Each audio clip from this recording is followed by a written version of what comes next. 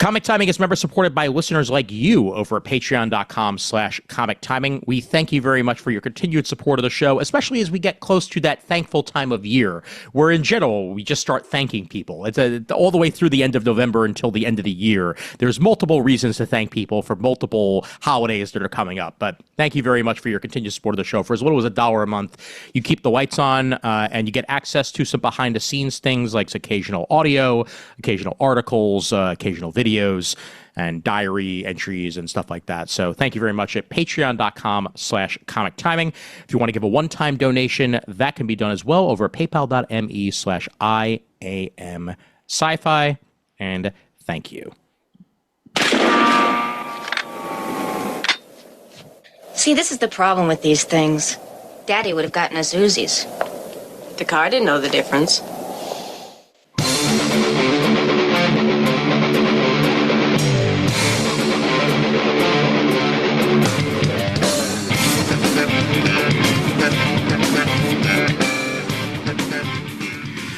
Hey there, folks. My name's Ian Levinstein, and welcome to episode 266 of Comic Timing. Probably good that we have a couple of sixes in there. If there was one more six, then I think that would be absolutely worth it for what we're doing today. But those of you on video have already been spoiled. Those of you in audio are about to know that this is indeed our retro movie review that we've had a long time coming here. And joining us for this Night of the Comet review, of course, the man who suggested it, Shane himself. Shane, welcome back. Hello, thank you. And of course, the mutton chopped wonder himself, Mr. Adam Murdo. Hi-yo. And bathed in darkness appropriately, Mr. Chris Eberle. L. Levinstein, I'm honored to be on, sir. Good to be home. Showed up in his steel-lined bunker. He's Batman. Yeah, so this one is almost as old as I am. This was released originally on November 16th, 1984. I am January 28th, 1984, so I was about 8 months old when this thing came out. Shockingly, I didn't see it in theaters. Also, shockingly, I just saw it for the first time. So this tends to be the case with these 80s movies that I completely missed. Actually, probably everything until about maybe like 1998 to 1999 I missed, because I don't think I actually developed a taste for movies until that. It's that also era. that I just watched a lot of HBO. That too. Yes, it shows in your taste, Shane. Yeah. Yeah. And See, Shane, repeatedly. The only HBO that I watched, which I'm sure I've mentioned it before, but back in the day, but even before I had cable, we had an A/B switch where if you turn the channel 3, then you would do the A/B switch and it would become HBO, and we had access to HBO. And the only thing that I ever used to watch on HBO when I was that young was, like Babar and stuff like that would air there. And then my dad would, have a tape collection of a bunch of other HBO movies that would air. So, good times back in the days before cable, and a lot easier once cable actually got into our household. Mm-hmm. I was quickly looking up, since we're dumping on 80s here. There was, we're going to talk Night of the Comet now. Yep. In my head was Midnight Madness with David Naughton, also Killer Clowns from Outer Space, and there was also, when saying watch too much HBO, there was a movie Lee Majors was in about, it was like post-apocalyptic. California was the free country.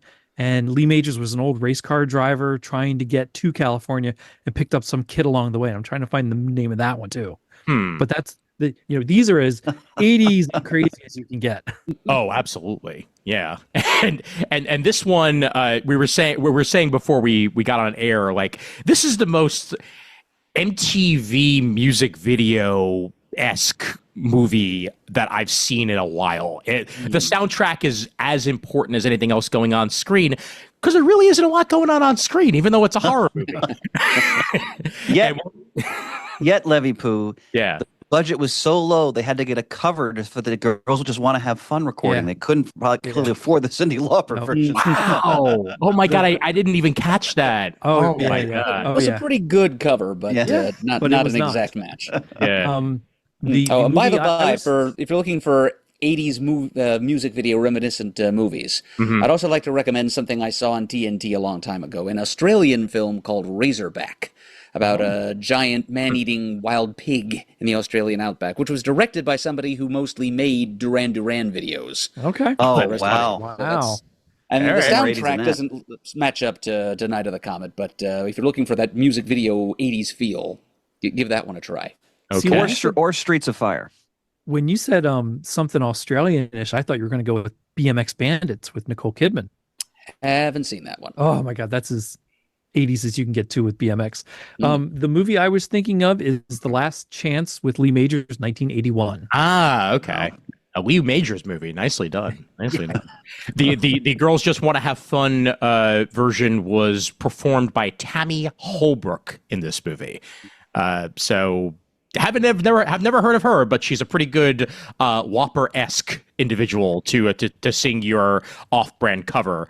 At least it was the song, and like they didn't do their best to like in the Simpsons or something like that, have a sound alike song along with it. Like women just want to have excitement, or something. Like Well, that reminded me of, and Shane would especially appreciate this, when as a kid, when we go on long car trips down to Florida in the 80s. We stop at rest stops and we buy cassettes. Sure. And they were budget cassettes, so they were a lot of famous pop songs, but they were all being covered by no doubt starving musicians. And I thought I was getting like the real artists. We slapped it in. It was all like, who are these people singing? So it's that's a whole industry. Yeah. And okay, so one last thing, because now it popped in my head talking about Girls Just Want to Have Fun. Look up the movie Girls Just Want to Have Fun with Helen Hunt and what's her name from Sarah Jessica Parker in the City? Sarah Jessica Parker. Yeah, that's another very 80s movie. Oh my God, who the heck else is in that? Suzanne Hoffs from the Bangles? No, that's another one where she's there. Okay. There's one where I think she's playing volleyball, but there's another one, Up All Night, I think is the one she's in. Okay. Well, we could go down this tangent all day, but of course we can. Yep. So let's get our initial thoughts, initial impressions on Night of the Comet, and Murd. Let's go ahead and start with you. Okay. Well, once again, we've got a pretty good range of experience with this movie here, because Shane, of course, is a habituate of it. He's watched it many times. You guys are first-timers. I fall somewhere in the middle. I've actually watched this movie only one other time, besides watching it for the purpose of this discussion, and that was 10 or 15 summers ago. It was sometime in July or August, I think, and it was on This TV. You guys remember This TV? Vaguely. Ooh. No, I don't actually. It was a digital broadcast channel. It was like one of those things that fills content on one of like the lower tiers of an over-the-air broadcasting channel. We used to get it on Comcast around here, but it ceased to exist last year apparently. But back in the day, it was a great source for very strange, random, like back catalog movies that it acquired on the cheap, and also randomly like Addams Family reruns. Okay. And one week they were advertising this movie. They were playing up the Cyndi Lauperness. They played Girls Just Want to Have Fun, though obviously not the Cyndi Lauper version. And they showed a couple of the more fun and bouncy scenes, and it made it look more kind of silly and splashy than it turned out to really be. Trying to play it off as like a teen-sploitation movie. Based on the commercial that This TV aired, I was expecting something a little closer to the Christy Swanson Buffy the Vampire Slayer that eventually happened, which apparently was partly inspired by this movie. I was just going to say, Joss Whedon does actually draw inspiration from this for Buffy. So, Yep, just little Samantha running around in her neon cheer squad outfit is part of that. So it's not really what I would call a bad movie. It's not a terrible movie. It's not exactly a good movie either. It's I wouldn't say it's so bad it's good either. It's just kind of right in the middle in terms of quality. It's fairly low budget. It's a little uneven in terms of tone. It's perfectly comfortable being what it is, but it has trouble making up its mind as to what it is. It's part apocalyptic speculative sci-fi, part zombie survival horror, and part like 80s teensploitation. But the one thing that it definitely is, without ambiguity, is a B movie. It is like the consummate Oh, yeah. 80s B movie, and it is a splendid example of that. Yeah, tonally it's a little odd because it can't seem to make up its mind how seriously it wants to take itself, because at some level this movie definitely has something that it wants to say, and it's not content just being like froth or fluff. It's not content being just like a, I don't know, Fast Times at Ridgemont High or some kind of like a fret comedy or something like that, but it takes itself fairly serious. It's fairly somber, actually, for a lot of it. As there are parts of it that move fairly slowly, there are other parts that are fun and silly, and I think I would have enjoyed it a little bit. I mean, I enjoyed it for what it was, but I would have enjoyed it a little more if it had played up the camp just a little bit more. If it had been more what that commercial I saw on this TV 10 or 15 years ago had tried to sell it as. You know what I'm saying? If it had been a little closer to what Buffy the Vampire Slayer ultimately was. No, appreciate that. fair enough. Yeah.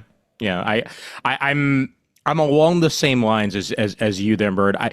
The movie feels like it had about too many ideas, which happens, like when especially in B grade movies. Oh, no question. Yeah, because like they're trying to fit in as much content as they can possibly fit in to make their runtime, let alone anything else. But like the evaporation into dust, the zombies, the turning into zombies, the halfway turned into zombies, the secret government cabal that's trying to gather up all them youngins that may not have been infected.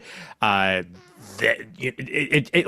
at least if you were to cut maybe two of those plots and focus more on the others, it probably would have been a more cohesive narrative overall. But it doesn't necessarily make it a bad movie. It just makes it a little bit, pardon the term, muddled. Yes.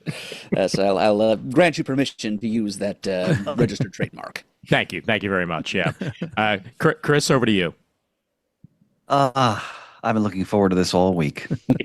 So, to echo Murd's sentiment to a point, Shane, I want to thank you for recommending this, because I've never seen this film before. I didn't even heard of it, which is unusual considering my general knowledge of 80s films. But that shocks me more than anything. Yeah.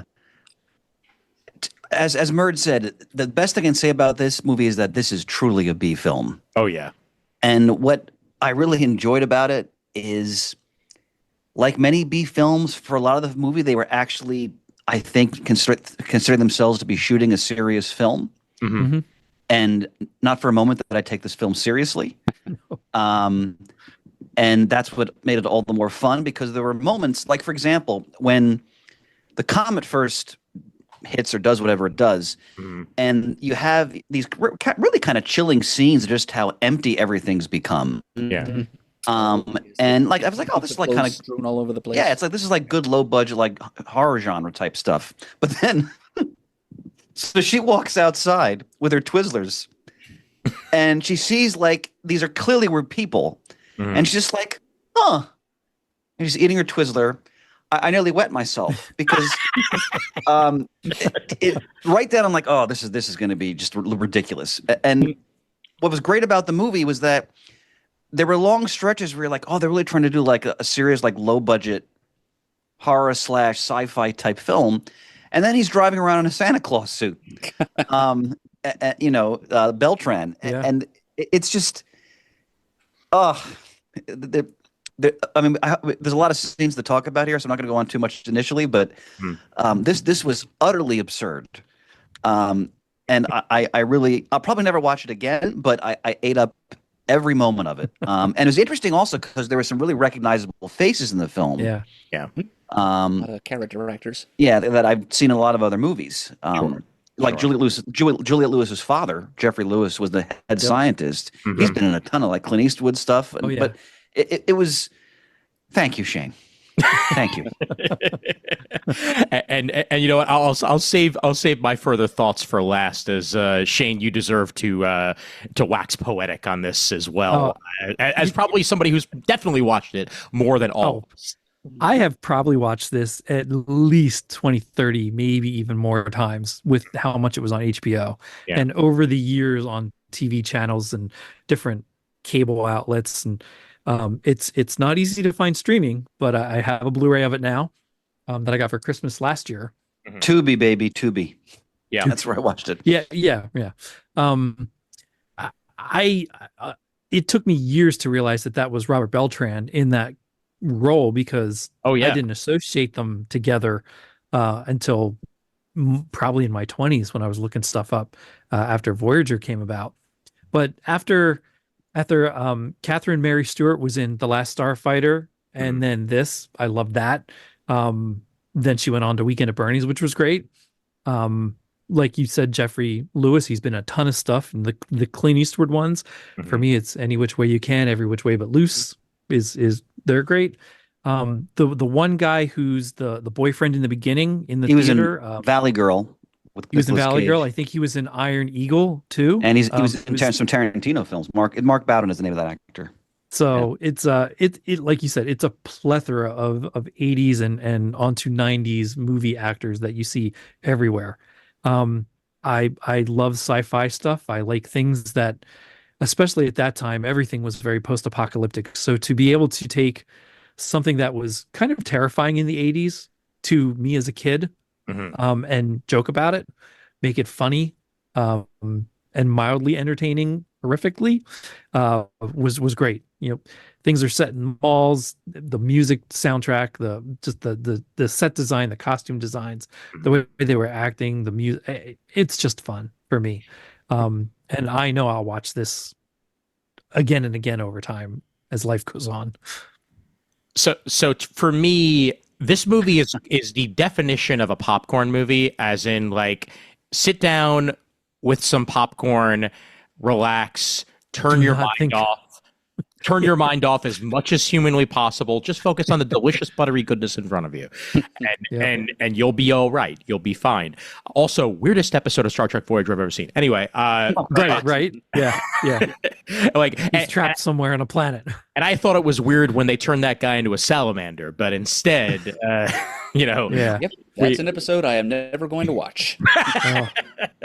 Body horror, Murd can't do it. So weird, so weird. But that's one of the lesser. This film, first off, I highly appreciate that. I don't know this for a fact. I'll have to look up to make sure if it's true, but they clearly just took stock footage of, like, New Year's and made it look like it was it was, the Comet party going on, because, they have New York and, like, everybody's partying and having a great time, and then we finally eventually get to, our setting of California right as the comet's hitting, and then shockingly there's significantly fewer people because they can only pay for so many extras. Yep. And the setting is sparse and whatever they can film in. A radio station has never looked like that. Okay. like I don't care if apparently it was the first ever, robot run radio station. I love the tape deck that the DJ is using to be live and not actually be live. But yeah, this is a perfect time capsule of an era, and a perfect time capsule of B movies that we don't really get anymore. Usually the B movies that we get now are like Sharknado,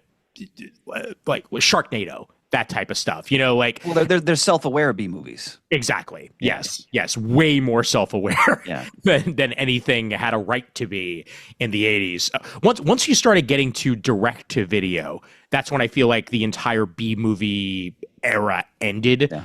Because instead it was, how cheap can we make this and make money off the fact that you think that this is actually American Psycho 2.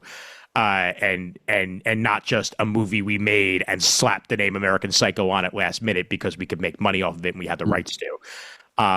Instead, these are people on $3.90 budgets that are looking to try to make a story out of quite literally nothing. and really trying hard. There's a bleakness to this movie that comes with the the silence. Like very few movies have stretches of nothing like this does. And, and it's weirdly not a detriment. It sets the mood of, no one's here. Why is no one here? Because we filmed it at 4:45 a.m. While everybody is asleep. But that's beside the point. To add to that, you talk red skies. So anytime we talk Crisis on Infinite Earths, really we talk about red skies for any DC event. I also think of this because this is what I saw before I read Crisis on Infinite Earths. Oh God! To me, like people start talking red skies, I'm like, oh, Night of the Comet, like that kind of red skies. I love the smog's pretty bad today. Yeah. Well, let's start. So I turn this film on, and the minute the narrator's voice starts intoning in this like ridiculous, ostentatious way about what the story, I was like, oh, this is going to be horrible. I can't wait to watch this. And then when they go to the worst extra ever, who's playing the newscaster. Oh my God! On television, who's calling the event, and he's so like they must have had cue cards like right off screen for the poor guy. Right. But he was probably somebody's father. Like actually, those scenes at the beginning that you think are stock footage, I assume that they were just like all the directors, like friends and relatives and neighbors and things. That totally could be fair too. Enough. Fair enough. Yeah. That's certainly possible. Yeah. But like Ian said, I mean, the 80s feel like she's playing Tempest. and she's so bent out of shape because someone dared boot her out of one of the top 10 slots. Yeah. That indicate who's got the highest scores. I was just howling. I wanted one of the survivors to be whoever DMK. Yeah, I wanted them to be DMK so bad, and usually, whether it's an 80s movie or whether it's today, that's a setup. Like clearly we're going to meet DMK at some point. But this movie was not interested in that. No, we did meet DMK. The very end, at the very the end, the guy who shows end. up and Yes, you're right. You're right. Yep. You're right. Yes. Which the sister goes with. Vanity plate, DMK. It took me like 24 hours after I watched it before that finally clicked into place in my brain. And guess what, Murd? I watched this 24 hours ago, so it hasn't quite hit in yet. So thank you. Now, like Chris, you alluded to much in the beginning, right after the comet, and everyone's waking up. The one woman comes out of the movie theater with her Twizzlers, and I always think, okay, you see all these clothes laying around and all this dust, you wouldn't think, She's very nonplussed about it. Yeah, Well, yeah, and I agreed. Like, okay, wow. But you wouldn't think, I wonder if that's people dust. Throughout the film, Shane, the main characters don't seem to fully take stock with what has happened around them and what it actually means. No. I mean, at the end we have sort of the light gallivanting. Hey, we're going to be a new family, and we're going to, we're in charge of civilization now. But I also appreciate, slightly hey, let's go to the mall and take way. whatever we want. Yeah. And God, the costuming in this movie is just so 80s. Of course. Down to the hair, down to the the cheerleader uniforms and everything, but it's what gives it its unique personality and character as well. How many times have you seen a cheerleader use a semi-automatic on a car? Like, Well, that was one of the best scenes in the whole film. oh my God, Come on. That was so good. Fantastic.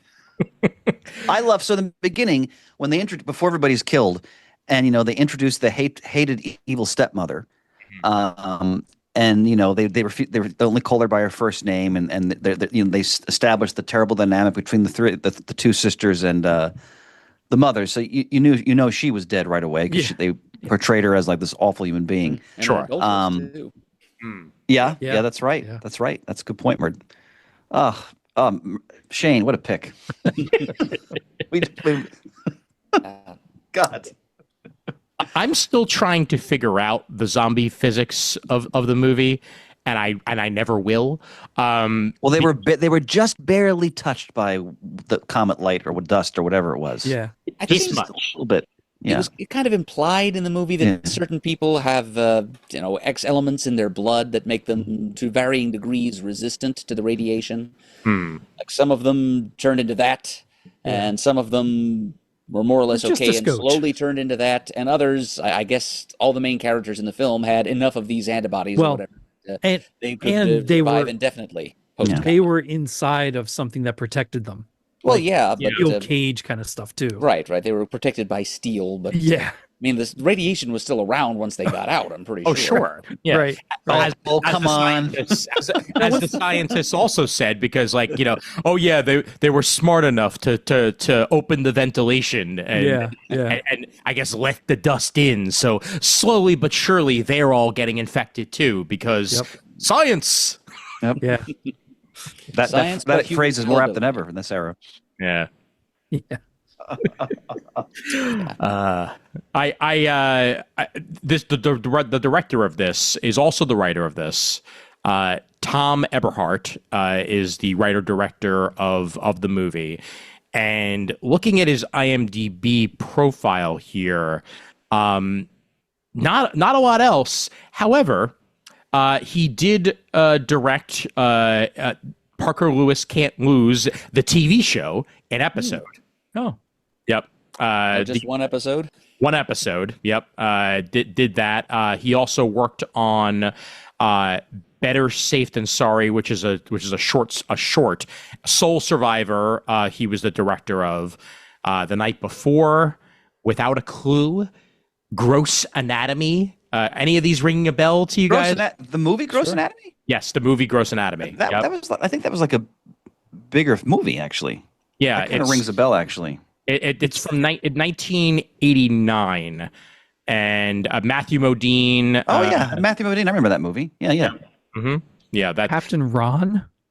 He directed Captain Ron in 1992. The Kurt Russell film? Yeah. Wow. Okay. All right. That's probably the last of like the actual movies. Because from there he did a couple of TV movies. Oh, I'm sorry. Naked Fear in 2007 was his last true directorial effort. But he also had some writing credits. And one of which he wrote the screenplay for Honey, I Blew Up the Kids. I just saw that. Of course you did. Oh my god! I mean, I just saw it. I just saw that he wrote it. I didn't see the movie. I just saw that he wrote it. I could also see you have just seen that, Shane. So that's not that big. It's possible too, but no, it's not that much of a stretch. Yeah. So not some of those aren't. Some of those aren't bad credits. They're not bad. They ain't great, but they're not bad. More than what I have. Yeah. Well, of course. He wasn't good enough for Honey, I Shrunk the Kids, but he was good enough for the sequel, Honey, I Blew Up the Kid, to write the screenplay for that. He also wrote All I Want for Christmas, apparently, in 1991. But he wrote and directed Captain Ron. So this is one of the like 2 or 3 movies that he also wrote and directed, Soul Survivor being one of the other ones. I'm sure he had a much bigger budget for Captain Ron than he did for this. Yeah. Well, like I was saying before, though, and like you guys were saying, sometimes less is more. And again, where I was starting to actually get really engaged in the movie was when they just had everything was desolate. Yeah, and there was everybody was dead, and but the machines start to come on, like the sprinklers, electrification, and I actually found that in a low budget way very chilling. Yeah. Oh sure. But for me as a viewer, it didn't maintain that though, because then the actors started to talk, and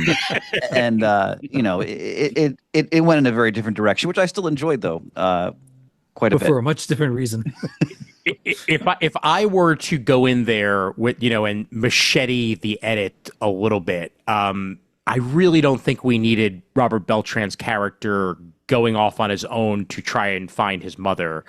I understand why it was there for sake of emotional resonance or whatever, but him not finding her, that whole scene was just kind of very throwaway. He got to drop some one-liners though while he's running out the window. And so running forth. from that zombie child. Yeah, I know. Zombie child. That's right. Zombie child was worth it, sure, but like that was a solid 10 minutes of movie right there.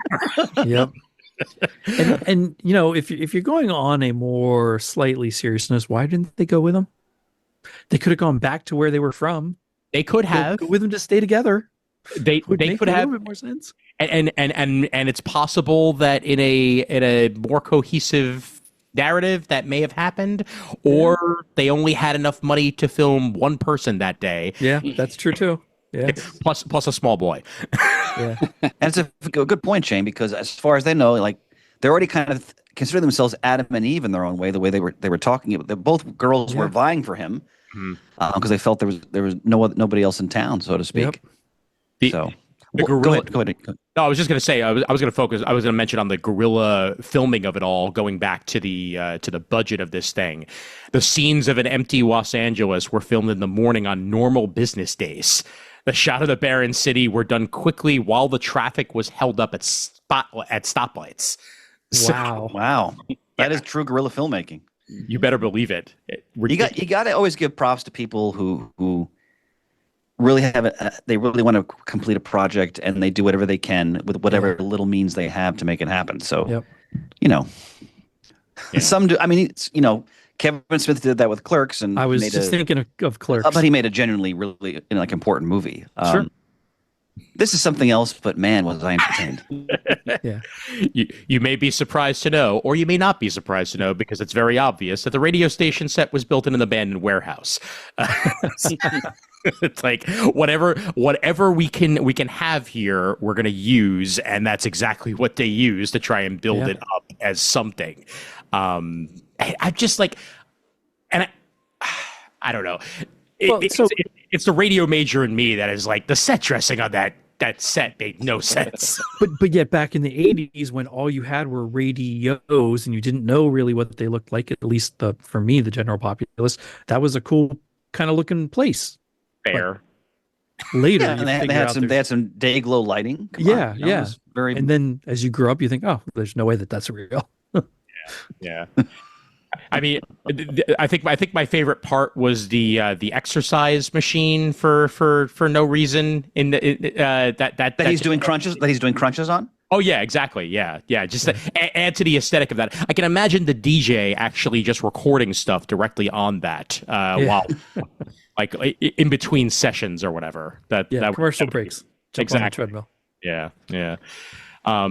What'd you guys think of the government scientist cabal, I guess is what you could probably call it?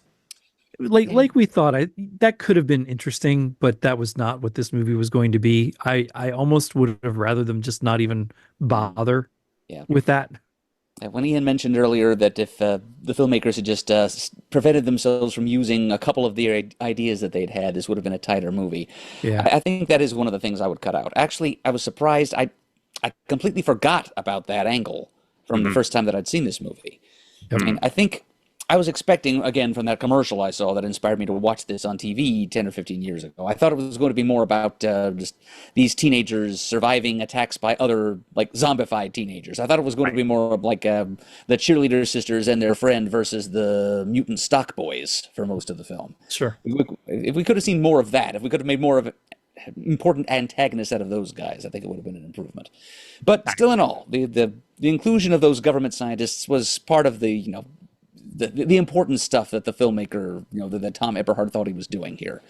The movie as a whole is kind of like a wish fulfillment fantasy of the spoiled, solipsistic, disaffected youth of the 80s. Mm-hmm. It's kind of like Dawn of the Dead meets Home Alone meets Valley Girl, Yeah. And the scientists kind of represent, adult institutions, the kind of thing that kids or teenagers wishing to themselves, God, I wish that these adults just leave me alone to do what I want. And these are the adults that you expect to come in and clean up the mess. I think about Matt Groening talking about his inspiration for Futurama when he saw the movie 1984 for the first time, and he kept hoping that the Space Marines would show up and save everybody, but they never came. Mm-hmm. And then when he made Futurama, he saw that his version of the Space Marines, Zap Brannigan and Dupe, were just as fallible and incompetent as everyone else, if not more so. And so here we have these scientists who think they're going to hold the key to human survival by going into their little bunker, but then they left the windows open and Yeah. They get irradiated along with everybody else. And not only do they fail to save the human race, their gradual degeneration maybe it's a combination of the degeneration of their brains and just their own inherent evilness. They end up turning not only into zombies, but into more or less literal vampires. They're not saving the rest of the world. They're kidnapping the people who did survive and are literally draining their blood to try to sustain the scientists' own lives. Yeah. Yeah. And it's really kind of chilling, and you can see a kind of an allegorical connection there between how real life adult institutions tend to drain the life out of young people in different, less literal ways. Let's pause for a minute. I'm almost overcome with emotion because it's been a while since I've been with you three gentlemen. The fact that Murd just gave a scholarly critique of Night of the Comet, I'm so happy right now. Oh my God! Fantastic, Murd. Chris, the academic pop cultural institution has a much heartier appetite for trash than the average person. That's all I can say. We'll analyze anything. Just bring it on. When we got to that scene where it was like, "Hey, Bill, aren't we taking too much blood?" Like, I don't know. It's what they told me to do. Like, Yeah. And it was also interesting though. They made I forgot her name, but the female scientist like this conflicted character, and the movie tried to take on like this greater weight with her. Like they're telling her to euthanize the sister, for example. I mean, she doesn't, but and then she commits suicide because she knows she's going to die eventually, will disintegrate eventually anyway. But that like you guys were saying, the movie's like suddenly it's going this really sort of dark area, and then it goes back to just popcorn essentially. Yep. So which is what I just found so hilarious about it. It just couldn't maintain a consistent. It's not making a film, of course. It's swerving around like people joyriding through LA in their borrowed vintage cars. Filmmakers have turned to dust. There was a very short-lived show on Netflix that I thought of after watching this, and I don't know if any of you guys got a chance to watch it back in the day. It was called Daybreak. It was a one season, 10-episode show. Pretty sure it was made in Canada because it's got a whole bunch of Canadian actors and actresses in it. But it also has Matthew Broderick in it, which, you can't get more 80s than Matthew Broderick. But it's basically a American post-apocalyptic comedy drama where there's a whole bunch of teens and they're all trying to survive a zombie apocalypse. And they're all holed up inside of a school, and Matthew Broderick is like the evil principal who may or may not also be a zombie. Like it's a whole thing, and immediately my brain went back to that watching this, of something that was a little bit more story, a little bit more put together plot line, not good enough to last more than a season, but still. It gave me a nice 10 episodes of stupid Parker Lewis can't lose versus the zombies vibes. So that's something to check out if you guys ever have the opportunity. Daybreak, it was called. Did you enjoy? So you enjoyed it? Oh yeah, no, I enjoyed it. Okay. Definitely. It's just it's yet another one of those one season shows that ends kind of on a cliffhanger that you'll never ever get resolved. Okay. So. Ian, I will bet you 100 boxes of vintage Lucky Charms Adam will never watch that show. Well, the main reason I wouldn't is because I don't have a Netflix membership, so I'll probably never have access. Well, I was thinking not that one. No, but I seriously would, Shane, because Broderick is the bad guy. Yes, exactly. Oh, well, okay, that's true. Showing Broderick to be as the monster he's always been. I got you. Okay, that makes sense. I retract my bet then. I would give that just pay up those misbegotten marshmallows to Ian right now. Speaking of zombies, how ridiculous is it when she actually pulls over for the policeman? Oh God! like things are normal. Like what's so funny about this movie is there are moments where they just seem so nonchalant about what is just this cataclysm that's happened all around them. Most of the zombie jump scares are like dream sequences, though. Yeah. That's the thing. They can kind of have their cake and eat it too. But see, that's where I'm like, wait, is this like a softcore film? Like she's disrobing, stripping off her clothing randomly, and the cops approaching. Like the movie. Oh, there's so many layers to it. Yeah, and that's also where they don't really have a grasp over what actually happened yet. Yeah. No, yeah, absolutely. And the movie itself also doesn't really have a grasp of even like of its zombie appearances and general like flow. Like this picture that I'm bringing up right now, for those of you watching the video, you can 100% see where Joss Whedon got his influence on his vampire aesthetic. Oh yeah, it's a good point. Sure. It's a real good point. From the policeman zombie. But also, the policeman zombie was completely different than every other zombie in the movie. Well, he was a but dream also- zombie. He wasn't real, even in the world of the movie. I know. But think about this too. You're talking about an age where you had movies like Porky's, Stitches with Parker Sure. Stevenson.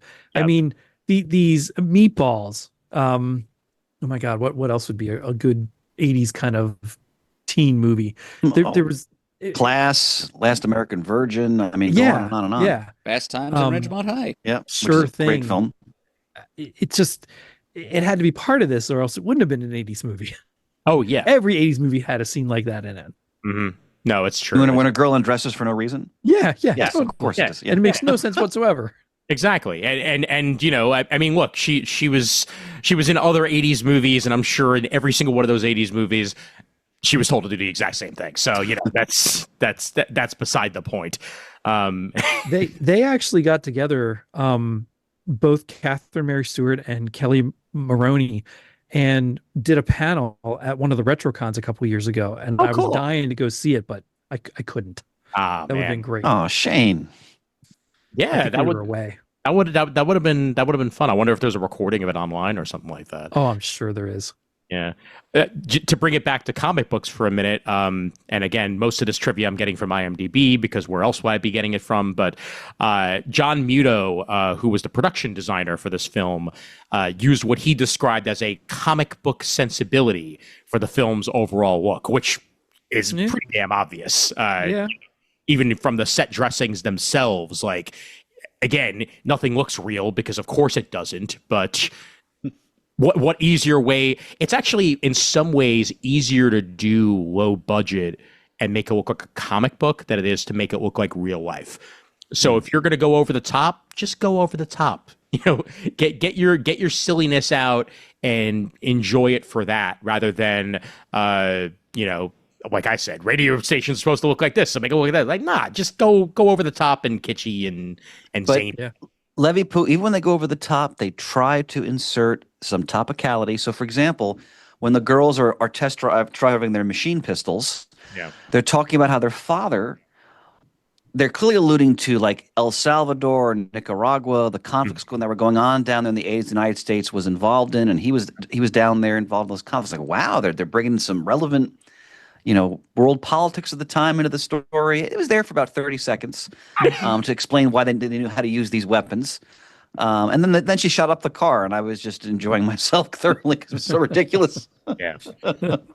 I think one of my favorite scenes in the film that we haven't really touched on yet is actually the mall scene, which, I love the mall scene. Oh, it's the best. It's the best scene in the entire movie. Right. Which, if talking about what Murd and I said and all, previously, if you were to machete cut this film, I would want more of that. I would want more of the interaction between a zombie baddie and regular goodie as they're going through existence. Like that was an awesome set of scenes there at the clothing store.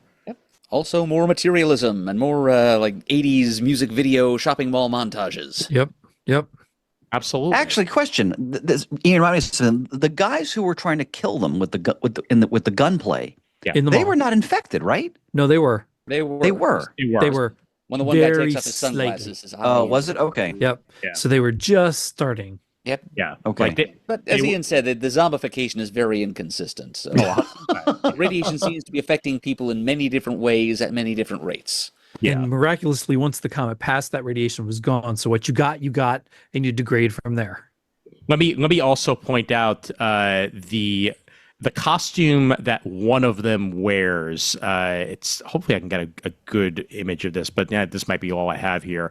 But gives me such Who Framed Roger Rabbit vibes. This guy in particular. Oh, Yeah. Yeah. Very Judge Doom. Good call. Yes. Yeah. Yep. 100%. And they're all wearing that. Like, especially like they're all wearing the sunglasses, because I guess that's supposed to be your indication, because when one of them takes the sunglasses off and you see their eyes. Well, the light also bothers them, I'm pretty sure. Right. Yeah. Yeah. Because everything's dusty outside, and now that's their life and existence as, half zombies. So. Half zombie can't see light.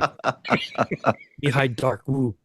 It's a good point though, and you can see how this would have influenced Whedon, because the tough female lead who can handle herself with weapons and is not a pushover, and on multiple occasions that character is beating people up or getting, like when the scientists try to capture her, she's able to get out of that, and you definitely can see the roots there. Yes. Yeah. No, and that's why movies like this exist. They may not be perfect, but they're a hell of a lot of fun. And somebody watched it and thought to themselves, "I could do this. I could do this. I could do it Brent better. could use this. Yeah, make it work, make it happen. But the I think one of my favorite lines in or at least sections of line. I know I'm not gonna get the line 100% right, but as they're at the department store and like are you gonna leave without paying for that? Like, Yeah. the over the topness of it all, Yeah. of the whole gang. That was just good stuff. Right there. Shane, so as Star Trek fan, what do you think? Because Robert Beltran actually can act. Oh yeah. What did you think of his performance in this film as you look back on it now, having watched it so many times? It's cheesy. It's a bit cheesy. But he's light years above like half the actors in the movie. Oh, absolutely. I hate to keep going back to it, but because he's also kind of in his own movie at times, that he's given what he can work with. Yeah, he's not in it. When I watched it for this, he's not in it nearly as much as I remember him being. Yeah, I thought in my memory he was in it way more than this. Mm-hmm. Then in my memory, I thought Larry lived longer than he did, but I guess I was conflating him with Hector. Yeah, yeah. Is Larry the projectionist? Yeah. The guy. He got a wrench to the head a couple times. Like, they're long. Yeah, mm-hmm. Somehow I thought I remembered him surviving or turning up alive again later on, but that's just my mind playing tricks on me and I guess creating a Murdo's cut of the movie. Thriller Zombie took him out first. Like that's exactly what it was. Right? I half wanted him to do the first time that I saw him. And terrific. The ending of the film, with them in like their suit and tie, essentially. Their Sunday best. Sunday best, yeah. Doing their best to live their lives in a dystopian apocalypse and still obey traffic laws. Mind the traffic laws. And as Ben Grimm would say, they were wearing their Sunday go-to meeting duds. There you go. So. He would say that, yes. Yeah. Yep. And then, of course, the minute that she steps out into the street, she almost gets killed. Part of me thinks it would have been hilarious had she actually gotten run over, and then we told her. Actually, Shay, maybe we can answer this. I have a continuity question. So the younger sister, so she was not infected? No. It was just a rash? It was just a rash. Yeah. Because the scientists seemed to be convinced that she was infected. Yeah. No, she wasn't. Okay. Well, also, the scientists seemed to be convinced that the scientists had no idea what they were doing. So there's also that. The standoff where the one guy is like, well, I think I'm going to go for my pistol, but I'm really going to think about it, and I'm going to kind of graze the butt with my fingers, but I'm still going to talk out loud about whether or not I should do it, and then she blows his head off. Yeah. She just blows a little, capsized hole in his chest. Blowing his head off would have been over budget, Yeah. You're right, Murd. I was being hyperbolic there, but that guy was a terrible actor too. Woo. Yes, he was. Yeah. And really, like the scientists were not thinking straight. The scientists were half infected, so I'm not expecting them to have gotten anything right throughout, because they are cartoon villains. Yes, they are. The way that a literal cartoon would paint them as.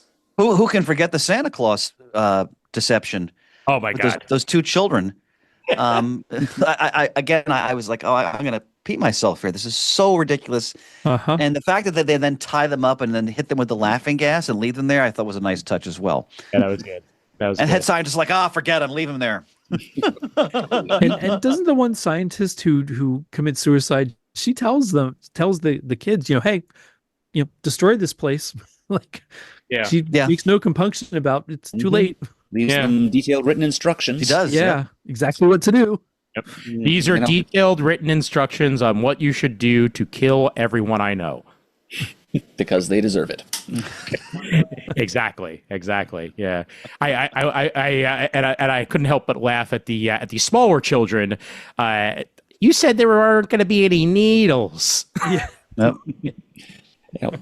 Fun fact here: the little girl with the bunny who said that line, she would go on to be a voice actress, and she played one of Captain Planet's Planeteers. Okay. Yep, she did that. She was the title character in My Life as a Teenage Robot, I believe. And do you remember Hi Hi Puffy Amiyumi on Cartoon Network? Yep. Yep, she was Ami. Oh. Okay. All right. Go figure. Murd, Is that Janice there. Coe? That's the one. Wow. Mind you, the person who sang "Girls Just Want to Have Fun" in this also had a very, very quick role as Tommy Pickles, apparently, at a 2001 episode of Rugrats. I don't know if it was a singing role for Tommy, and that's why all of a sudden, she has the credit, but that's her IMDb of such one of like great roles. Since E.G. Daly was the regular voice of Tommy, and she's a singer as much as an actress. Sure. Yeah. It must have just been like a fill-in or maybe even like a short that aired in 2001 or something of the sort. Something like that. Yeah. Yeah. I that's my favorite thing about these B movies too, is just seeing those actors that, like you said earlier, Chris, like the ones that you definitely have seen in other places that either you had no idea they were in this, you had no idea they were in other things, and then you go down an IMDb rabbit hole, and before you know it, you've literally looked at every single thing they've ever done. Oh wow, she was in Ed, an episode of Ed. As Shane approves Ian's point right now. She was in Heroes. Oh, okay. Weeds. Wow. Jeez. You mentioned Heroes. I'm trying to now I got to remember the name of the damn show, but She was in They Live, the woman at the party. oh wow. Which actress are you talking about, Shane? It is it's the woman who sang "Girls Just Want to Have Fun." Oh, okay. Okay. So Tequila Sunrise. Oh my God.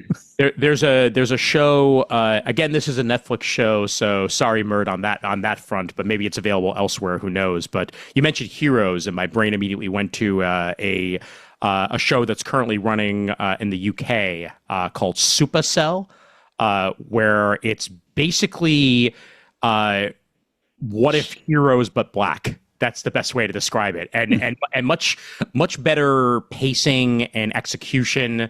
But there's quite literally a save the cheerleader, save the world situation going on, where like one of the characters winds up in the future, finds out more about it, and then comes back and does his best to try to change things to ensure that it doesn't wind up happening. But it's a bunch of ordinary black British people who have sickle cell develop powers, and hence Supercell, and that's kind of like the basic premise of the show. First season just finished airing not too long ago. Second season coming soon, so it's not going to be one of those one and dones at least. And it's British, so there's only like 6 to 7 episodes. Oh, I love how the British do that. Yeah, exactly. And I'm sorry, it was a girl in theater. I read it as "Girls Just Want to Have Fun." Never mind. Never mind. It's all right, Shane. It's all right. It's all right.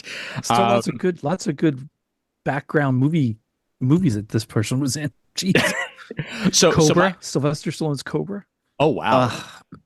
So we are literally days away from a Running Man remake. Oh yes. Coming out in theaters, and it brings me to the question: is this movie due for a remake? Could it actually survive that more than anything else? I think it could if it was done seriously. Yes, especially if it would have been done around the time that Armageddon was being made, and what was the other one with Téa Leoni's big Deep No. Impact. asteroid disaster. Oh, Impact. Deep Yeah. Deep Impact. Impact? Thank you, Adam. Yeah. I think if it would have been made then, a serious take on it, it's possible. Mhm. Now, I'm not so sure. I mean, this isn't really a disaster film, though. Not so No, Yeah. but just going with that theme of post-apocalyptic, end of the world. Well, Deep Impact and Armageddon, they were both like action movies about preventing this kind of thing from happening, though. This is a movie that asks the question, what happens when it isn't prevented and the human race is mostly dead? Apparently, we go shop. The survivors go shopping. Exactly. Exactly. Yeah. Sucking on their Twizzlers while peeking around the clothes of former human beings. Yep. Man, why are there all these discarded clothes? Oh well. It's really dusty, huh? Yeah. Also, she didn't bring her key with her when she walked outside, even for that short moment when you're literally the only person in the movie theater. Come on. Yeah. Well, she figured her guy would get her back. I know, but still, it's. Yes, I know it's called a movie and a setup and it has to happen that way. But come on. Yeah, I think it could potentially wind up being that, but I also think that if they were to do it, you would need something like a miniseries or like a TV version in order to actually fully flesh it out and actually make sense of it all. Movie, strip it down, like make it one of two things. Make it a whole bunch of people just disappeared into dust, or it's a zombie movie. Do not do both, because that's just muddling the whole concept of it all. But I think it would certainly be doable. Not that I think they're going to, but who the hell knows? I didn't think we were going to get a Running Man movie until all of a sudden we are. So, go figure. I doubt it. Yeah. Which, by the way, that's Edgar Wright. So I cannot wait to see that. I'm going to check it out. Looks good. Yeah. I'm going to check it out. I just watched the original one last week. Does seem like the kind of concept that Wright would do right. Yeah. Right. How very right of you. Anything else that we? Ian, God, I missed you. I appreciate it. I always appreciate it. May I submit that it's appropriate that we're talking about we've been talking about doing this episode for a long time now, but in a way I'm glad that we didn't get around to doing it until now, because this is the same time of year when the movie was originally released. It was November 16th. Of 1984. So it's right here what I like to think of as the spooky shoulder season. Sure. Halloween is not too far behind us, and and Christmas is on the horizon. It's a perfect time to watch and think about darker takes on the Christmas season. Things like Nightmare Before Christmas or Silent Night, Deadly Night. And sure enough, this movie, if you listen carefully, it is set around. That's right. Humanity ends just before Christmas. Mm-hmm. Yeah. So you can see like Christmas lights and trees and things, and hear some holiday music in the background. And Beltran is Santa. Right, and Beltran randomly in his Santa suit. Yeah. So let the debate begin. Is this movie a Christmas movie? No. Spoiler alert. Styrofoam Santa says no. Yeah, I would say no. Absolutely not. No. Die Hard, yes. This, no. Die Hard, no. And Just for because that, a movie set during Christmas doesn't make it a Christmas movie. I know. well, you know what they say, ho ho, no, you're wrong. Anyway, no. With with this also, they specifically said in the pre-recorded tape of that is absolutely on the radio live, we swear, 11 days until Christmas. Is spoken from him. So it's not Christmas yet. So it can't even be considered to be that. Is it a Christmas movie? No, it's a couple days before it. So there you go. And of course, one of the important questions is it actually 11 days before Christmas, or is it 10 days before Christmas? Because is this just the same tape playing over again from the day before? Oh, you're diving deep again here. Yeah. Does beg the further question, how is electricity still being generated? There are a lot of power plants out there that can be fully automated without human beings to keep an eye on things. Probably for a couple days. Pshaw. Yeah, Yes, for a Pshaw couple is days. right. I just- Yeah. Couple days, a week or two, and then boom. I withdraw the question immediately. I just for the sake of nothing.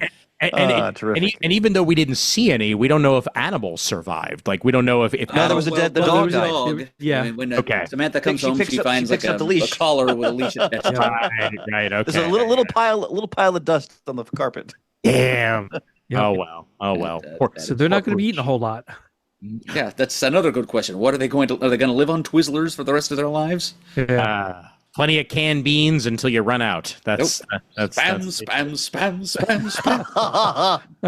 There's one thing that could survive a nuclear apocalypse, a zombie apocalypse, any kind of apocalypse. It is spam. So I like spam. spammy spam. The perfect food stuff. Yes. So, what would we give this movie out of a I guess a potential 5? Is the important question. Oh, for my taste, it's a 5, just because I absolutely adore this movie So for all its faults. 5 from Shane. Yeah. If you were going to try to be objective about it, Shane. Oh, it'd be like a 3. Fair enough. Murd, be objective about it. Solid 3, straight down the middle of the highway. Fair enough. It's a good example of what it is, and it's a great 80s time capsule to open and just enjoy. Yep. Yep. Chris? Well, I mean, I've been struggling with this a little bit in the lead up to this, thinking about it. I think the fairest way to do it is that, while in reality it's a dreadful film, as a B film, I really enjoyed it, so I'll give it a 3 as well. Yeah. I think I give it a B5 on a B movie scale. Like, it is one B movie 5. on a B movie scale. It is like the upper echelon of schlock. Like, Yeah. I think we're unanimous on that then. If we're Yes. creating a separate scale for bad movies, then it's a is very the good best. bad movie. yeah, but normal human movie, I'd give it about about a 2.75. I think for me, That's fair. Yeah. Yeah. I could maybe see myself going back to this in a couple of years when I've forgotten enough about it to, remind myself of its existence. I'm very glad that it exists, but it is not going to be a yearly watch for me in spooky season. That much is Shane, kind of a given. do you know what was the show where they would watch and make fun of B films? Mystery Science Theater. Yeah, did they ever do this? I do not think so. Okay. That's a good question. It's tailor-made not for that. I'm not sure, but I don't think so. Okay. It had a second life, MST3K that is, had a second life as riff tracks, and Yes. Okay. kind of lost touch with it after that. But it's not impossible that they got around to doing this at some It's point. possible. I'm looking it up now, and no, they did do Night of the Blood Beast, but they did not appear to have done Night of the Comet at any point. There's Missed opportunity. there's a great MSTK that does some kind of sci-fi spoof that uses stock footage from Battlestar Galactica. Oh, That's really? hilarious. Oh, Okay, let's see. Yeah, sorry. Now I'm actually I literally just put night into Wikipedia here to see if no, it lives by night. They did. Yeah, no, Night of the Comet. We're not that all right. one. Yeah. Thanks for checking. Yep, no worries. But also, just a note to anybody listening to this, if they want to try to find it, I watched it on the Roku channel, as the Roku channel has a copy. It's also on Pluto TV. And I watched it on Tubi On I think Tubi. with commercials. Yeah. I think I watched it on YouTube. I did too. Yeah, there is a version of it on YouTube that I found after I watched it on Roku, and I could have watched it without commercials. But what are you gonna do? Yeah. It's definitely not an edited version because there was an F-bomb in there somewhere. Clearly. Yeah.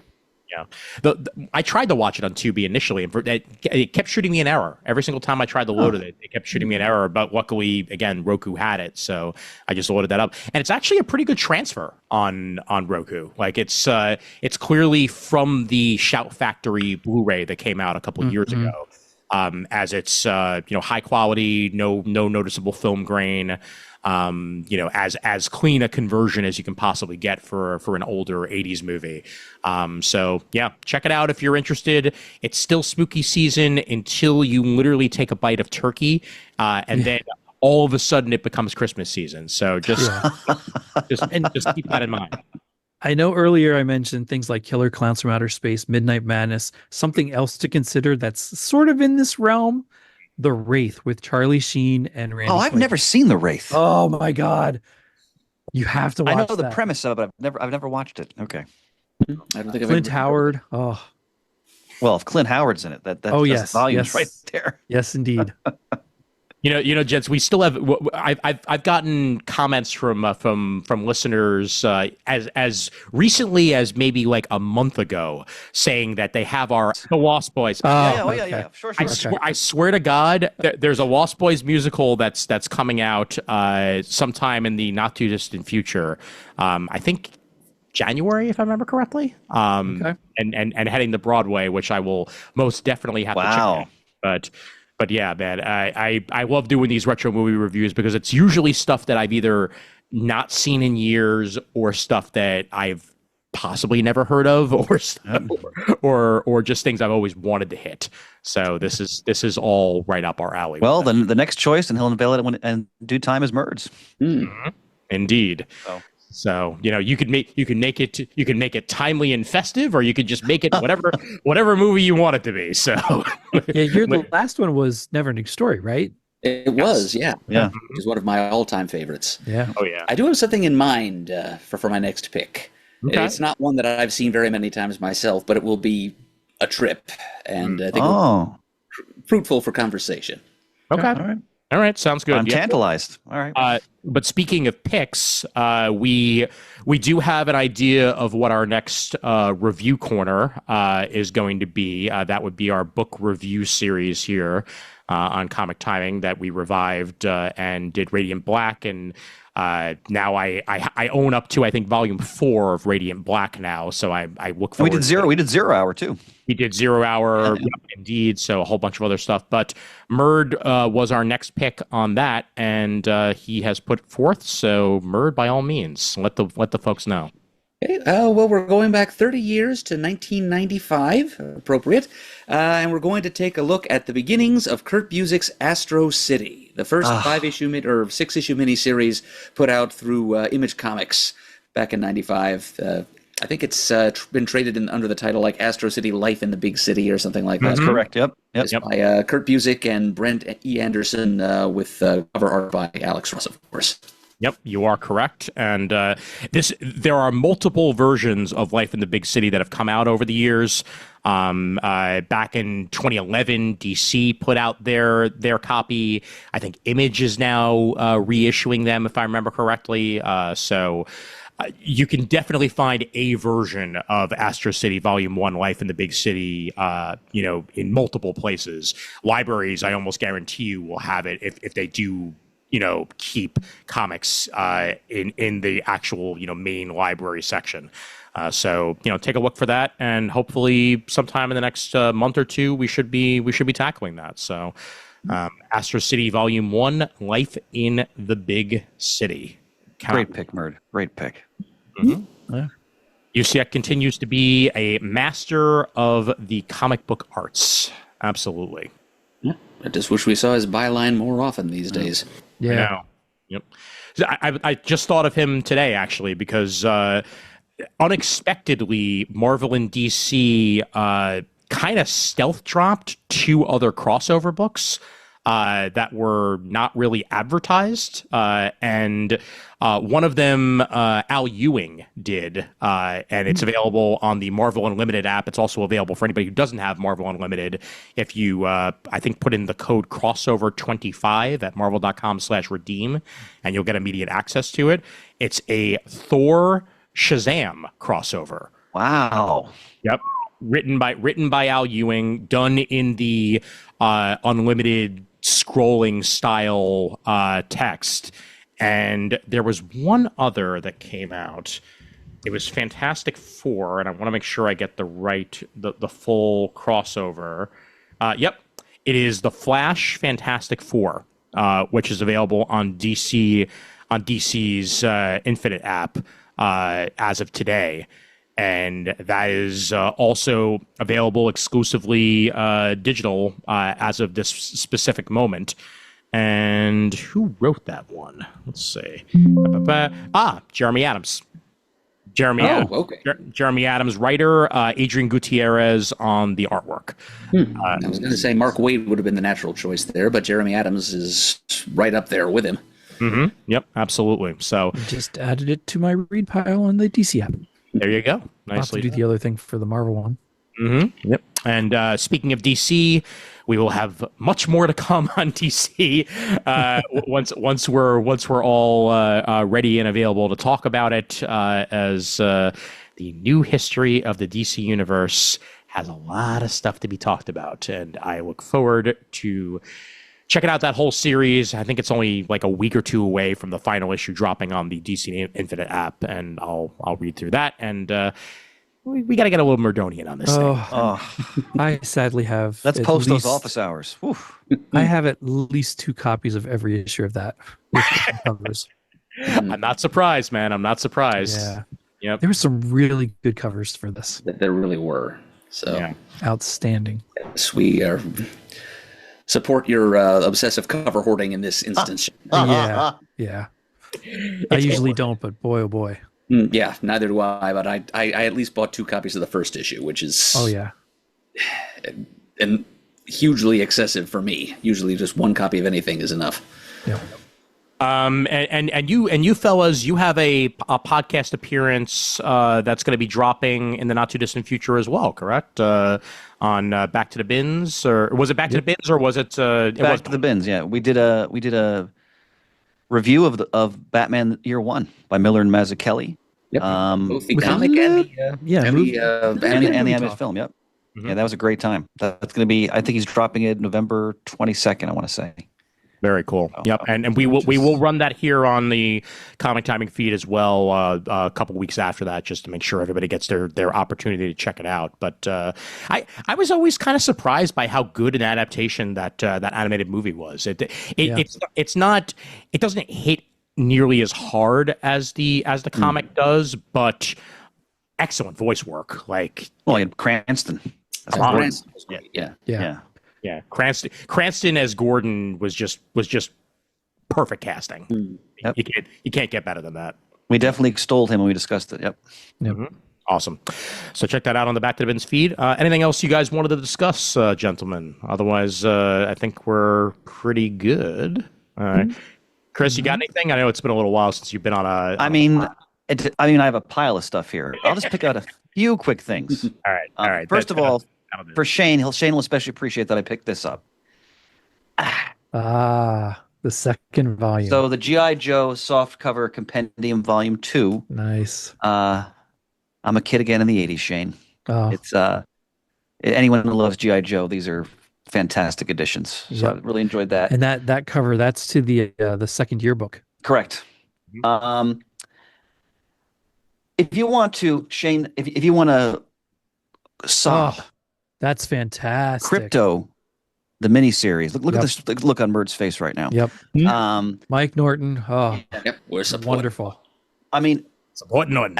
as someone who's devoted to his dog, I'm such a sucker for stuff like this, and it's a Ryan North, Mike Norton joint.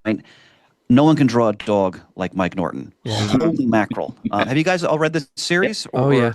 He's not just about pugs. He can handle No. anything Yeah, I mean, you throw at him, even the I mean, aliens. and the expressions, and all I'll say about issue 4 is, they warn you ahead of time, like this issue might be a gut punch, and my God, was it?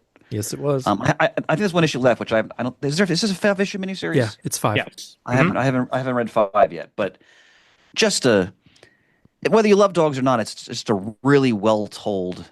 It's an adventure story, really, about Crypto trying to find his way, and the art is just fantastic. I mean, look at those expressions. Yeah. Good page to pick there, Ian. Yep. It's beautiful, beautiful. I mean, for me, this is some of the best artwork I've seen this year. Honestly, I'm really loving this book. It deserves accolades, and I hope it gets it. To be honest with you. Yep. And I do have his Mike Norton's Battle Pug Kickstarter coming to me sometime soon. Nice. Oh, terrific. Yeah.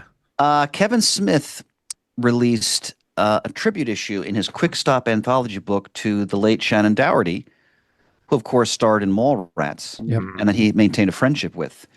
And it's a wonderful book because he starts the book as Kevin Smith speaking to the reader about his relationship with her. And then he gives you a story about the character she played and what happens to that character in the future of the Mallrats universe. It's a wonderful one-shot comic. If you love the View Askew world and those characters, Recommend it. Ryan and I went to see, Kevin Smith did a 30th anniversary showing of Mallrats in the theater he owns in Atlantic Highlands down the shore.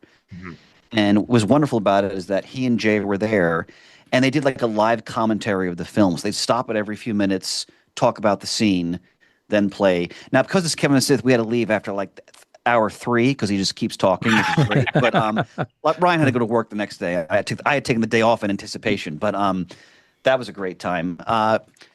This is amazing. This is Batman's Second Night. So this is the second volume of the Dan Jurgens, Mike Perkins treasury-sized books. They did one a couple years ago, maybe a year or two ago. It's the Purple Glove Batman. Right. Like they're telling of those early adventures, but this is soaked in noir. It is so good, and Perkins' art is so evocative of the noir feel of, like again, like the underbelly of the Golden Age. Anybody who loves Golden Age Batman or likes books like Sandman Mystery Theater, you got to read this. Batman First Night is now a large, like treasury-sized hardcover, and Second Night is now coming out in the monthly format. Remember, the dash is important. That's what. Yes, good point. That's what separates him from the Batman that you know. This is the Bat Dash Man, and that is a very, very different character. I picked up from Titan this graphic novel, Caesar's Spy, which, again, I'm always a sucker for the history stuff. The creative team, I'm guessing this is a European book that they published here. That's a guess on my part. Script of Jean-Pierre Picot, I'm mispronouncing that, forgive me. Art and colors by Fafner. Breathtaking artwork. I'll just kind of put up one page as best I can here. But the artwork is gorgeous, and it's about a Gaul who serves as a spy for Julius Caesar during his campaigns in Gaul and his ascendancy to power. Rip-roaring great stuff. Great sword and sandals story. I mean, if you had no Roman history, you enjoy it even more, but it's a really good adventure story, and just about this character who's trying to navigate this very treacherous sort of political rocks and shoals. Really good stuff. Shane will appreciate that I read this, Justice League Unlimited Volume 1. Oh, nice. It's really good. I hate the title, but it's really good. So this is the Mark Waid, Dan Mora series, and I waited for the trade on the first arc. It's as good as you would expect with that creative team. Murd, have you read these? I have not read them yet, no. Yeah, it's I really highly good. recommend the Question miniseries that relates to that. Oh, Yeah, so What the that heck's it called?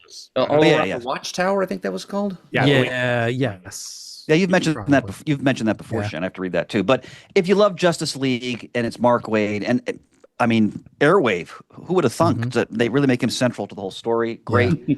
I would have thunk. Yeah, just quickly because I keep raving about this. Batman and Robin Year 1. Oh, that's phenomenal. Wait again. So this is the last issue. I can't wait for the hardcover to come out. I'm definitely going to buy it. I read it monthly. Wade and Samney.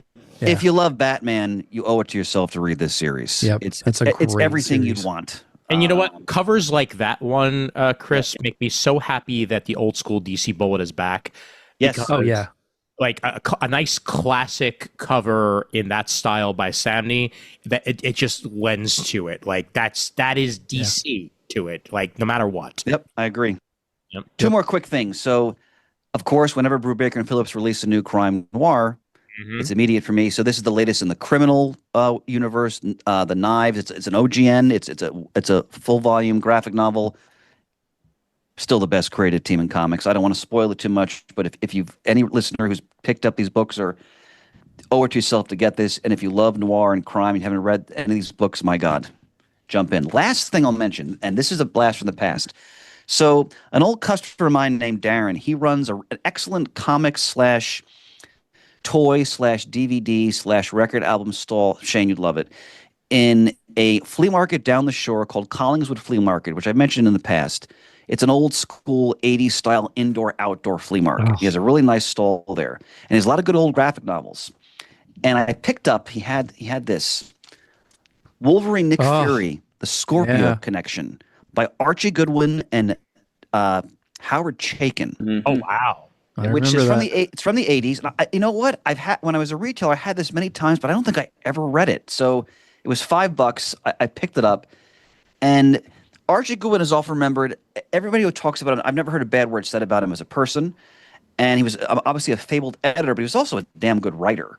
Mm-hmm. And this is Chaykin doing, spy artwork, so that's going to be fabulous. But it explores the Wolverine Nick Fury relationship, and Goodwin really appreciates the fact that because these characters are so old, they have so much history behind them and between them, and this is very much like a Cold War era Nick Fury Wolverine story. It ties into their pasts. Excellent stuff. So I'm sure it's been reprinted in softcover in the years since, but it was a treat to get it in the original Marvel graphic novel hardcover format. Oh, that's a hardcover. I thought that was hardcover. Paperback. Yep. Ooh, Yeah, That's really really good stuff. cool. Nice. That's my field report, honey. Thank you. nice. Excellent. I wanted to bring up to you guys while it's in front of me. I already mentioned this on my New York Comic Con wrap up that I picked up a copy, but right here, Avengers: The Veracity. Oh, I got that too. Yeah. Oh, what's that? Yeah. Oh. So Avengers: The Veracity Trap is So good. Chip Kidd and Michael Cho. Yeah, so good. And it's a large form hardcover, basically one shot story that Chip Kidd wrote and Michael Cho. Huh. Absolutely gorgeous. Good pick, artwork Ian. for, Good pick. that is straight up old school Avengers goodness. It's oozing the Silver Age. Oh yeah. I Yep. missed that. They had this on the floor available, and I picked it up. I think at that when I picked it up, they were doing buy one get a second book $30 or more free. And I picked this up along with My Life in 24 Frames Per Second. The story of Rentaro, the famous Japanese animator. So yeah, this was a jewel. Shane, all I say about the Veracity Trap, just wet your whistle. Murd, of course, as well. The Avengers realize they're in a comic. Mm-hmm. That's all you need to know. Yep. That's really Owen Schwab, aka Ambush Bug, show up to act as psychopomps and it's. I mean, Ian. Isn't it wonderful though? It's so good. It is. I loved it. Yeah. It is everything you want from that type of comic. Absolutely. And Michael Cho, his artwork is honestly, he's become one of my favorite artists. Period. Wonderful artist. Yep. He just has that old school personality and style with new digital color techniques that just bring it to life. So absolutely worth your time. 100%. Yep. I'll have to look that up. Murd, you got anything? Well, haven't been doing as much reading as I'd like for the last week or two because, came back from Stone Harbor, jumped right into the busy season at the barn as always. But just as a compliment to Chris's G.I. Joe compendium, I'd like to say that I have in my possession now both of the bulky, great bang for your buck Transformers. I have the first volume. I've got all the Marvel stuff from the 80s and early 90s, like all 80-plus issues of Transformers, the movie adaptation, the Headmasters, and I think there's also a 12-issue Generation 2 series. I remember that. Yep. Back of which I think I was actually collecting comics by the time that came out. So now it's most of it is written by Bob Budiansky, and it's like you, Chris. I feel like I'm a kid in the 80s again. Yep. I'm trying to listen to hear all the characters' voices in my head as I read, so I've had to go back and rewatch some of the episodes of the 80s cartoon to remind myself what they sound like. And of course, whenever the scene jumps from Autobots to Decepticons, I have to hear Of course, yeah. around in my mind. Yep. Yes, it's great. I have that on my nightstand right now. That's awesome. Underneath the Bible fabled and nightstand. Worship, I've got a big fat chunk of Transformers comics right now. Try to read Very cool. Those massive volumes, as much as I hate them in general, the G.I. Joe ones and the Transformers ones, they are good, very well built. Well proportioned. They're not going to kill your calf muscles trying to balance them. And they are soft cover. Yeah, they're soft cover. Yeah. But even the hardcover G.I. Joe ones I have of that, they're very well done. I'm very happy with that Transformers volume. I have in my possession a Kickstarter that I got of the Marvel years of the Gargoyles comics, which were written by Marty Pasco, and has pencils by Amanda Connor in certain issues, and Mort Todd also wrote it a bit, and also pencils by Grant Meme, I believe it's pronounced. Yep. But yeah, I kickstarted this, and I didn't even look at who the credits were, and the fact that it's Marty Pasco and Amanda freaking Connor at the beginning of her career for a decent amount of the '90s Gargoyles comics that are inside of it just completely blew my mind. And that volume 1 now, I think Dynamite may be actually putting that in bookstores as well. But the version that I got was Kickstarter exclusive, because shockingly they didn't know how many people were going to want old '90s Marvel Gargoyles comics, but the campaign did really well for them, so it all worked out in the end. But you got a lot of good Transformers reading in your future there, Murd. Absolutely. Well, I went to quickly grab, because you reminded me, recently I received from a Kickstarter campaign volume 1 of Darkwing Duck. And I bought a version signed by Tad Stones. But I can't find it at the moment. It's in a pile somewhere. But it's a gorgeous looking. You know, Shane, what people have to appreciate if they're watching us on video is that they're just seeing just a fraction of your lair. If you go up there, there's like a garrison of Cobra troopers. There's hiss tanks almost the size of a dog. Like it is just a cornucopia of pop culture history. Yeah. And anybody watching the video on my side get to see the Peloton in the background that I haven't used in so long, and a portion of my liquor collection. That's Here, let me see if I can do this without. Oh, he's gonna go for it. Oh boy. Oh, nice. That's right in front of me. I love that room. As you sit there, you always need to worry that Cobra has the mass device. Oh, you know what? And Joes are on the other side. Some of my favorite Joes. They literally are all pointing toward me sitting at the desk as if to attack me for being in their space. Outstanding. They give you any trouble, Shane, let me know, and I'll send Styrofoam Santa to take care of business. Anything of note you want to run through real quick, Shane, or you? No, good? I was again trying to find that that Darkwing Duck volume to show you. It's really nice. Next time, honey. Yeah. Yep. All right. Well, this was very much a tonic for the spirit. Haha, I still love what you do. Looking forward to our next one. And chances are it will once again be something that I probably haven't watched in forever, or I've never watched before. That's the way this works. But it proves I've watched way too much TV. Yes. But it works. It works to our advantage, Shane. It works to our advantage. Absolutely. Yeah. Mm-hmm. Yep. And we'll let you guys know once we have our next retro movie review picked. But until then, if I don't talk to you gentlemen before then, have a happy and a healthy Thanksgiving. And you too, Ian. You too, Levy Poo. Eat way too much and enjoy it. All right. With that, let's do this. Email address for Comic Timing is comictiming@gmail.com. Facebook.com/Comic Timing is where you can go for further Comic Timing information. You can also join the Comic Timing fan group there for some good comics conversation. Happy to have you there. Watch video versions of this at youtube.com/@Comic Timing Podcast. We are at about 215 subscribers at the moment, and we keep going up. So do check that out. Also check out Raph's comic catch-up shorts that are being uploaded there about once every 2 weeks, so you can find out how Raph is trying to be like Murd. You can go ahead and find on Instagram Comic Timing Podcast. Find us at Threads at Comic Timing Podcast. You can find us at Bluesky at Comic Timing. For Murd, for Shane, for Chris, I'm Ian Levenstein, reminding everybody that there's always time for comics.